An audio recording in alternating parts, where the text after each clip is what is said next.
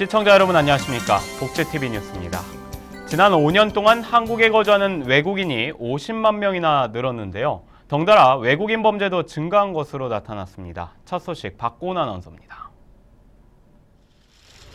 아내와 동거녀를 무참히 살해해 유기한 김하일과 박춘풍, 모두 불법 체류자인 중국 동포들입니다. 최근에는 베트남 출신들의 범행도 늘고 있습니다. 지난 2월에는 베트남 출신 20대 여성이 남편을 둔기로 때려 숨지게 했고, 지난해 10월에는 내연녀를 살해한 40대 베트남 남성이 붙잡혔습니다. 외국인 범죄는 매년 꾸준히 증가하고 있습니다. 2010년 한 해 2만 2천여 건에 불과하던 외국인 범죄는 5년 만에 3만여 건으로 늘었습니다. 유형별로는 폭력 사범이 9천여 명으로 가장 많고, 교통범죄가 7천여 건, 사기 등 지능범죄가 4천여 건에 달했습니다. 국적별로는 중국인이 17,000여 명으로 가장 많고, 베트남인과 미국인이 그 뒤를 이었습니다. 외국인 수가 증가하면서 범죄가 함께 증가한 것인데, 차별 대우와 무시, 인격적 냉대가 요인으로 꼽혔습니다.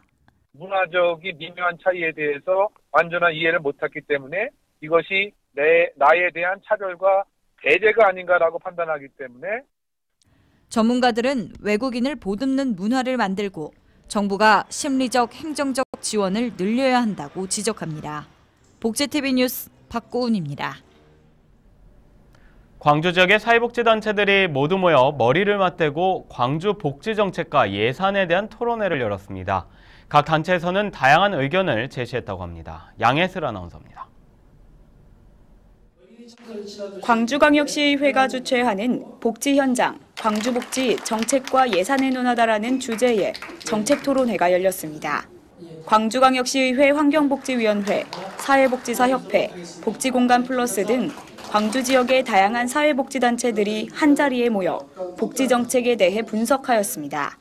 광주복지 지도자 연석회의가 개최되어서 우리 내부에 질서 있는 연대의 틀이 좀 모색됐으면 하는 바람이 있습니다. 그리고 복지 현장의 참여에 기반한 광주복지 공동체의 발전을 위한 광주복지계, 본복지계의 연대와 협력이 이루어지길 바라봅니다. 복지 수요는 점점 늘고 있지만 그에 따른 합리적인 시스템이 없는 문제를 공유하고 보다 효율적인 우선순위를 설정하여 예산을 배분하는 일이 중요하다는 내용입니다. 이 사회복지 내부적으로도 부익부 빈익빈 현상이 너무 심하지 않는가라는 생각을 많이 해봤습니다. 아시다시피 중앙정부에서 복지 예산을 지금 안 늘리고 있거든요. 지방정부는 당연히 재원이 없기 때문에 늘릴 수 있는 그 한도가 그렇게 많지 않고, 그런 다음에 있는 예산을 얼마만큼 우리가 잘 나눠서 써야 될 것인가 하는 문제를 이제는 논의해야 될 때가 오지 않았는가 싶은 생각이 좀 들고요. 이번 토론회를 통해 광주복지단체들이 합리적인 대안을 모색하며 소통할 수 있는 유익한 장이 마련되었습니다. 광주에서 복지TV 뉴스 양혜슬입니다. 개학철을 맞아 경찰이 어린이 안전 강화를 위해 어린이 통학버스 의무 위반과 어린이 보호구역 내 교통법규 위반에 대한 집중 단속을 실시합니다. 경찰청은 다음 달 1일부터 30일까지 어린이 통학버스와 어린이 보호구역 법규 위반에 대해 집중 단속한다고 밝혔습니다. 경찰청은 이번 단속이 통학버스 운전자와 운영자의 경각심을 일깨우고 어린이 보호구역에서 교통법규 준수를 유도해 교통사고에 취약한 어린이를 보호하기 위한 안전조치라고 말했습니다. 또한 안전한 학교 환경 조성을 위해 어머니회와 모범운전자회, 학교 전담 경찰관 등 관련 단체와 함께 안전한 통학로 만들기 캠페인도 진행합니다. 고용노동부가 통상임금이 변경되기 이전에 지급받은 출산 육아휴직 급여도 변경된 통상임금의 판단 기준에 따른 차액을 지급받을 수 있게 됐다고 밝혔습니다. 고용부는 최근 법원이 소멸시효 3년이 남았다면 대법원 판결 이전에 지급한 급여라도 차액을 청구할 수 있다고 판결함에 따라 차액을 지급하고 있다고 말했습니다. 차액을 청구하려면 고용보험 홈페이지에서 차액 청구 신청서를 내려받아 작성하고 통상임금 재산정을 위한 근거 서류를 고용센터에 제출하면 됩니다. 한편 통상임금은 근로제공의 대가로 통상적으로 지급받는 임금입니다. 인터넷 포털 회사인 주식회사 다음카카오가 하반기부터 장애인을 적극 고용하기로 했습니다. 한국장애인고용공단은 다음카카오가 장애인 취업 지원 서비스와 자회사형 장애인 표준 사업장 설립을 위해 협약을 체결했다고 말했습니다. 이에 따라 공단과 다음카카오는 청년과 장애인 일자리를 창출해 올 하반기부터 고용을 확대하고 표준 사업장을 설립할 계획입니다. 또한 두 기관은 IT 분야의 우수한 청년 장애인들을 다음카카오 관련 계열사에 직접 채용할 계획도 밝혔습니다. 한편 다음카카오의 장애인 고용 계획은 지난 7월 박근혜 대통령의 청년 일자리 창출과 경제 활성화에 대한 후속 조치 중 하나입니다.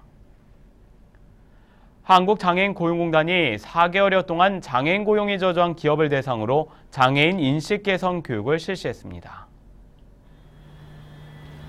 공단은 지난 5월부터 8월까지 서울과 부산 등 전국에서 251개 기업의 인사부서장 500여 명이 참석한 가운데 장애인 인식 개선 교육을 진행했습니다. 공단은 이번 교육에서 교육생들끼리 기업 내 장애인 고용에 대한 경험을 나눠보는 토론 방식과 참여식으로 진행됐다고 말했습니다. 공단은 이번 교육을 계기로 앞으로도 계속해서 장애인 고용 저조 기업에 대한 교육을 확대 운영하겠다고 밝혔습니다. 55년생부터 63년생까지 지금의 50에서 60대 아버지들, 이른바 베이비붐 세대의 퇴직 행렬이 본격화되고 있습니다. 경기도가 베이비붐 세대를 위한 일자리 창출 대책을 오는 10월 중 내놓을 계획입니다. 박고은 아나운서입니다. 12년의 공직생활, 명예퇴직 후 부인이 운영하는 식당을 돕고 있는 57세 하연우 씨. 한평생 가정과 사회를 위해 애쓴 베이비붐 세대입니다. 은퇴 후 인생 제2막을 위해 다른 분야의 도전, 관련 자격증도 취득했지만 이를 활용할 수 있는 자리를 찾기란 쉽지 않았습니다. 우리를 원하는 자리는 단순한 일자리, 또 일용직, 또 이 단기간에 끝날 수 있는 그런 일만 주어질 뿐이지 중장기적으로 할 수 있는 일은 아니었더라고요. 이처럼 본격적인 은퇴를 맞이하는 베이비붐 세대. 은퇴 평균 연령은 53세로 점차 낮아지는 추세입니다. 은퇴 후에도 여전히 부모와 자녀를 책임지고 100세 시대를 맞아 일자리가 절실하지만 재취업의 높은 벽에 좌절하기 일쑤. 이런 중장년층을 위해 일자리 창출을 위한 자리가 마련됐습니다. 기업에서 필요로 하는 일자리와 연륜과 경험을 겸비한 중장년이 원하는 일의 눈높이가 맞지 않는 것이 큰 문제입니다. 사무하고 그 경영만 원하는 그런 사람들이 많더라는 것이 이번에 그 지원을 채용하는 과정에서 절실히 느꼈습니다. 일자리 지원센터 등 구직 활동을 돕는 여러 기관들이 있지만 정작 중장년층을 위한 구직 정보를 얻기 힘든 점과 이를 위한 원스톱 창구가 없는 것도 지적됐습니다. 경기도는 이 자리에서 실제 구직자와 취업자가 느낀 어려움을 생생하게 듣는 것에서 그치지 않고 실질적인 아젠다를 도출하겠다는 계획입니다. 현장하고 연결하고 기업하고 실제로 매치하고 이럴 거냐에 대한 고민을 더 하고요. 시스템을 좀 더 선진화하고 잘 소통될 수 있도록 하는 그러한 데 크게 도움이 될 것 같습니다. 경기도는 이날 회의에서 도출된 내용을 반영한 경기도 종합 일자리 대책을 오는 10월 내놓겠다는 방침입니다. 복지TV 뉴스 박고은입니다. 서울시가 여성정책과 관련한 것들을 총정리한 여성종합 가이드북을 배포합니다. 서울시는 여성들이 생활하는 데 필요한 정책 정보를 한눈에 살펴볼 수 있는 여성종합 가이드북 여성을 위한 꼼꼼 서울을 발간했습니다. 가이드북에는 밤낮 걱정 없이 서울에서 활동할 수 있도록 안전정보와 육아정보, 문화예술 등 10개의 목차로 구성되어 있습니다. 이외에도 가이드북에는 지하철 수유실과 소녀 돌봄약국, 여성 새로 일하기 센터 등의 정책 정보도 담겨 있습니다. 서울시는 여성을 위한 꼼꼼 서울 가이드북을 주민센터와 여성 관련 시설, 시민청 등에 3만 부를 배포할 계획입니다.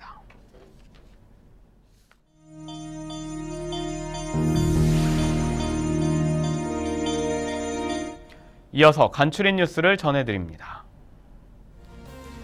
오는 11월 12일에 치러지는 2016학년도 대학 수학능력시험 응시 원서가 다음 달 11일까지 일선 고등학교와 시험지구 교육청에서 일제히 접수에 들어갑니다.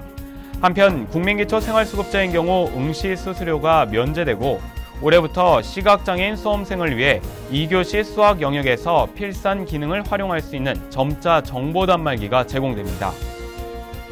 국토교통부는 신혼부부들이 행복주택을 첫 신혼집으로 선택할 수 있도록 입주자 모집 공고일 기준 결혼 계획이 있는 예비 신혼부부에게도 청약을 허용합니다. 국토부는 강남구 수서동 등 12곳에 행복주택 5,000여 입지를 추가 확정해 전국 119곳에서 7만 호 사업이 진행 중이라고 말했습니다.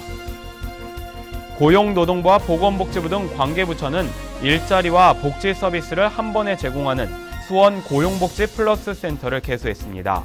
센터에서는 고용복지뿐만 아니라 금융상담 등에 이르기까지 종합적인 상담과 서비스를 한 곳에서 받을 수 있습니다. 울산시 지적장애인 복지협회가 울산시청에서 제17회 지적장애인 복지대회를 열었습니다. 복지대회에는 장애인과 자원봉사자, 김기현 시장 등 300여 명이 참석한 가운데 유공자 표창과 축하 공연 등이 진행됐습니다. 제주도에서 다음 달 16일부터 19일까지 2015년도 장애인 인권영화제가 열립니다. 이번 인권영화제는 제주 영상미디어센터 예술극장에서 진행되며 해외 7개국 9개 작품과 국내 경쟁부문 선정 작품을 포함한 8작품 등 총 17작품이 상영될 예정입니다.